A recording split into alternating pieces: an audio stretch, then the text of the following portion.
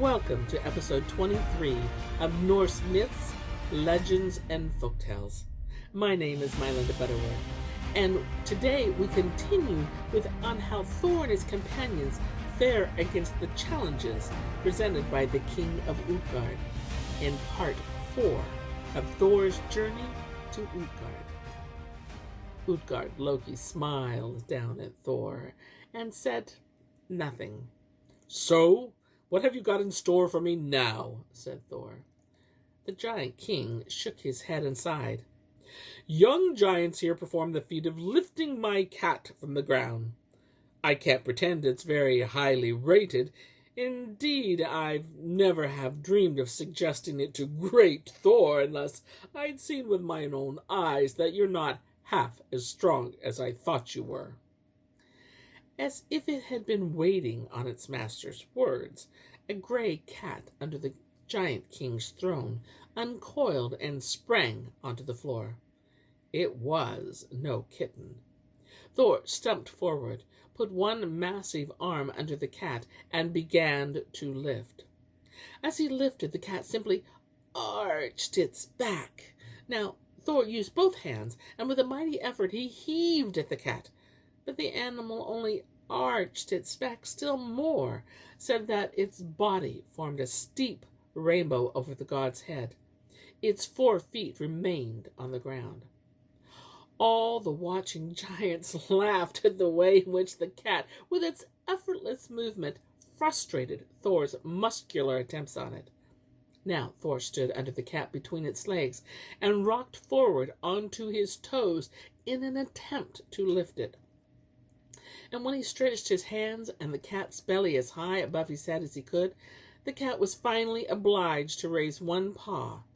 That was as much as Thor could manage.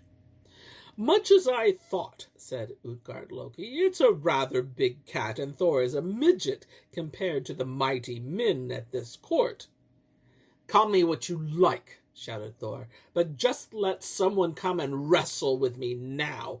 I'm really angry." The thunder god glared at the giants around him. He was beside himself with his own failures and the giant king's string of taunts and abuses. Utgard-Loki looked along the benches and rubbed his bush of a beard. "I can't say I see anyone here to wrestle with you," he said. "They all feel it was beneath them." Now Thor was wondering how he could bring Mjolnir into action. He fingered the hammer and grated his teeth. "Wait," said the giant king. "I've got an idea. Go and find Elli, my foster mother. Thor can wrestle with her if he wants to." The giants chuckled. "She's thrown men who have struck me as stronger than Thor," said Utgard-Loki. After a while, a horrible old crone hobbled into the hall and made her way towards the throne. The giant king got up to greet his foster mother and asked her if she would consider coming to grips with Thor. Elli agreed and threw away her stick. Then Thor fairly hurled himself at the old woman. But the moment he laid hands on her, he knew she was far stronger than she seemed. Thor heaved and strained and grunted, and the old woman stood firm and unshaken. The greater his pressure, the more easily she withstood it. Now Elli won the upper hand and tried a hold or two. Suddenly she took Thor by surprise. She caught him in a lock and threw him off balance.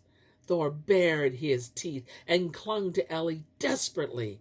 He tried to take her down, but after a struggle he was forced onto one knee. "That's enough," cried Utgard-Loki. "Quite enough. You've shown us your strength as a wrestler, and there's certainly no need for you to take on any more of my followers." After the eating and the running and the drinking and the wrestling, it was late in the evening. Utgard-Loki himself found places for Thor and Loki and Thialfi and Hroskva on the crowded benches. And there they were brought as much food and drink as they wished, and were made most welcome. Then the floor was padded with beds and pillows. In that high hall the 4 weary travelers and the concourse of giants lay down and fell asleep. Thor and his companions were the first to wake. They dressed and made ready to leave Utgard. But then the giant king stirred. He picked his way over the trunk-like bodies of his sleeping followers and set up a table beside the travelers. Then he woke his servants, and in a little while Thor and Loki and Thjalfi and Hrossva were regaled once more with food and drink. Now there was no limit to the giant king's courtesies. He made his way past the sleeping giants and out of the hall with his guests, and showed them through the massive gates of Utgard. For a time they walked across the green plain in the early morning sunlight.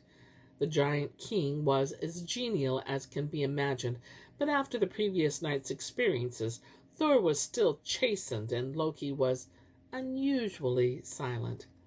Thjalfi and Hrossva, on the other hand, were glad to be away and alive. Their spirits rose, and they chattered gaily. "Well," said Utgard-Loki, "this is where I must leave you." Thor looked up at him. "How do you feel things have turned out?" asked the giant king. "Were they as you thought? And tell me, have you ever met anyone more powerful than I?" Thor shook his head.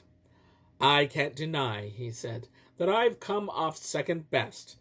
You've put me to shame. What's more, I know you'll bandy it about that I'm nothing to reckon with, and I don't like that." "Listen, Thor," said the giant king, "I'm going to tell you the truth now that we're outside the walls of Utgard. For as long as I live and people listen to me, you'll never see the inside of those walls again." Thor looked baffled. "If I'd known how strong you are, you wouldn't have gotten in at all," continued Utgard-Loki. "I can promise you that. Do you know you very nearly the end of us all?"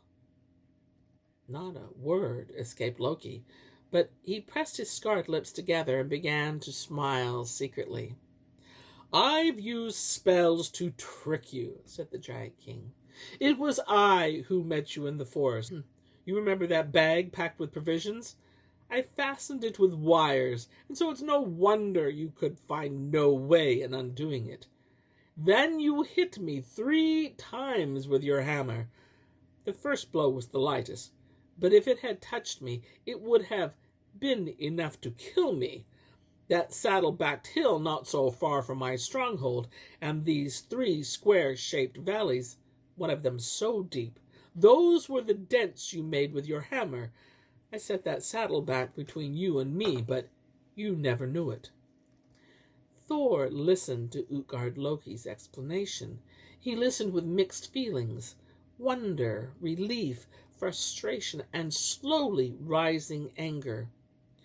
"I used spells too," said the giant king, "when you and your companions vied with my followers.